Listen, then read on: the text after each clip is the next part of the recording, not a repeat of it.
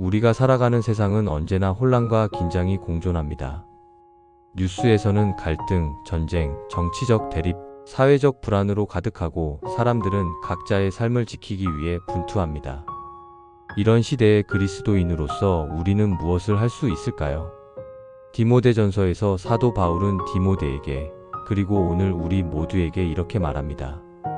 그러므로 내가 첫째로 권하노니 모든 사람을 위하여 간구와 기도와 도구와 감사를 하되 임금들과 높은 지위에 있는 모든 사람을 위하여 하라.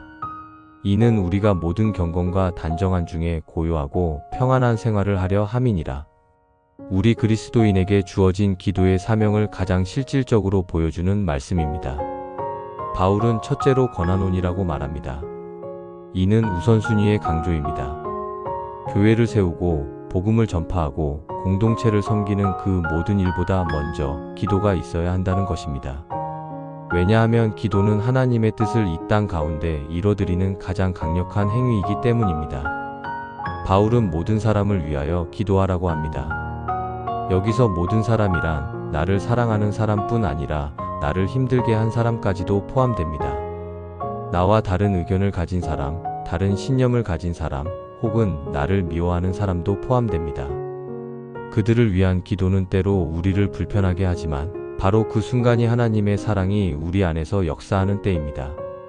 우리가 기도를 통해 누군가를 축복하기 시작할 때 그 사람에 대한 미움이나 편견은 조금씩 무너지고 하나님의 시선으로 그를 바라보게 됩니다.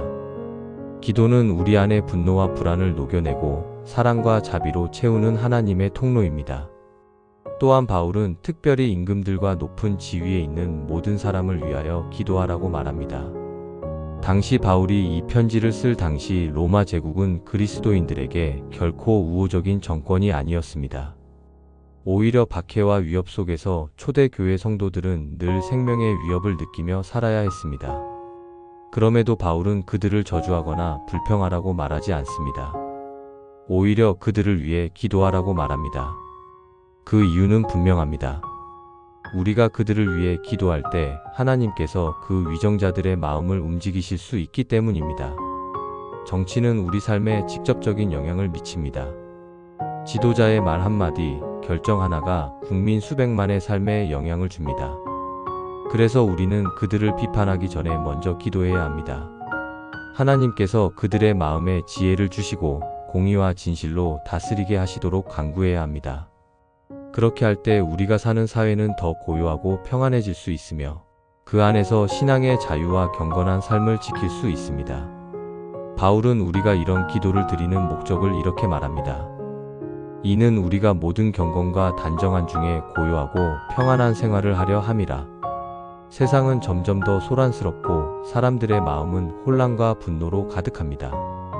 하지만 그리스도인은 세상의 소음 속에서도 하나님 앞에서 조용하고 단정하게 살아가야 합니다. 경건이란 단지 외형적인 신앙이 아니라 삶 전체가 하나님을 향해 조율되는 상태입니다.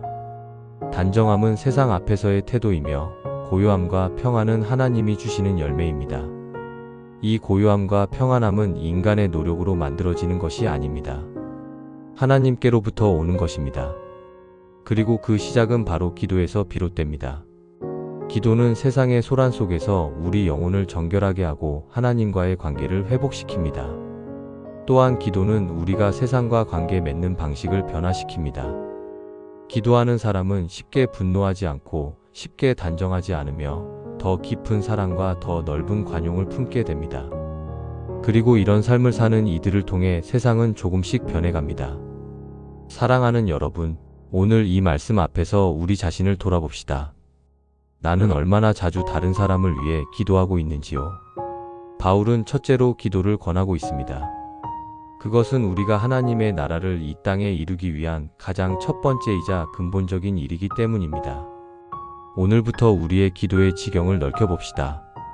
나와 내 가족만을 위한 기도에서 머물지 말고 이 사회, 이 나라, 그리고 이 땅의 모든 지도자들을 위해 기도합시다. 정치적인 견해를 넘어서 하나님의 뜻이 이 땅에 이루어지기를 간구합시다. 우리가 그렇게 기도할 때 하나님은 들으시고 일하시며 우리 모두가 경건과 단정함 가운데 고요하고 평안한 삶을 살아가게 하실 것입니다. 기도하는 교회가 세상을 바꾸고 기도하는 성도가 민족의 운명을 바꿀 수 있습니다. 지금은 그 어느 때보다 기도가 필요한 시대입니다. 그러니 멈추지 말고 기도하십시오. 그 기도가 이 땅을 살리고 하나님의 뜻을 이루는 통로가 될 것입니다.